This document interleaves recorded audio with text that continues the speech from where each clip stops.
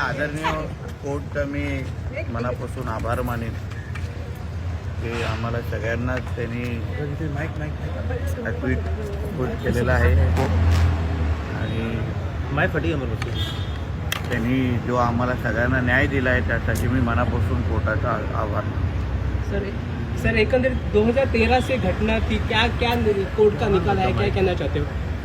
नहीं, आखिर में जो फैक्ट है वो हमारे संग्राम देसाई जी और उन्होंने हमारे सबकी टीम ने, लॉयर्स की टीम ने कोर्ट के सामने रखा। उन्होंने सभी फैक्ट जो नज़र के सामने रखा और आखिर में हम सभी को न्याय दिया है, इसके लिए उनका आभार मानतो। त्यावेळी जी घटना घडली त्याबाबत काय सांगायचं आहे? आता मला वाटतं की आज कोर्टाने योग्य तो निकाल दिलेला आहे, त्यांनी सगळे सत्यता तपासलेली आहे। मला वाटतं आता त्याच्याबद्दल परत बोलणं उचित नाही। येस सर आज कोर्टाचा निकाल आलेला आहे, एकंदरीत काय निकाल आलाय?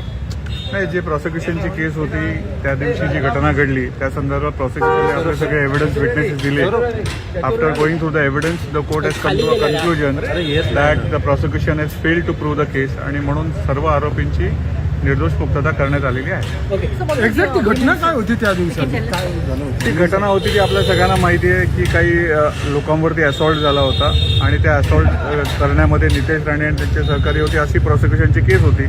परंतु प्रॉसिक्युशननी जो काही एव्हिडन्स दिला, in that evidence prosecution was not able to prove that Nitesh Rane और anybody along with him were involved in such a incident, as a result of which the court has come to a conclusion that the prosecution has failed to prove the case and therefore they have been acquitted. तर पण असं होतं exact पाठचं कारण कसं? आता ते जो booth वगैरे तोडफोड झाली, मग मारहाण झाली, नाही, कारण काय होतं त्याच्याबद्दल आपण सांगू नाही शकणार। प्रॉसिक्युशनची केस काय होते एवढं मी सांगू शकतो। प्रॉसिक्युशनची केस अशी होती की त्या दिवशी जे कोणी तिकडे कामाला लोक होते त्या बूथवरती, त्या बूथवरच्या एका व्यक्तीला असॉल्ट केला होता अशी प्रॉसिक्युशनची केस होती। परंतु तशी काही घटना घडली असं आपण सांगू नाही शकत। प्रॉसिक्युशनचं असं म्हणणं होतं which the prosecution has failed eventually, so I believe की the matter has come to an end. आमदार रितेश नारायणचा ह्यांचा रोल काय होता आतमध्ये? यांचा वेगळा असा रोल काही नव्हता, कॉमन सगळ्यांचा जो रोल होता तोच नितेश राणेचा होता।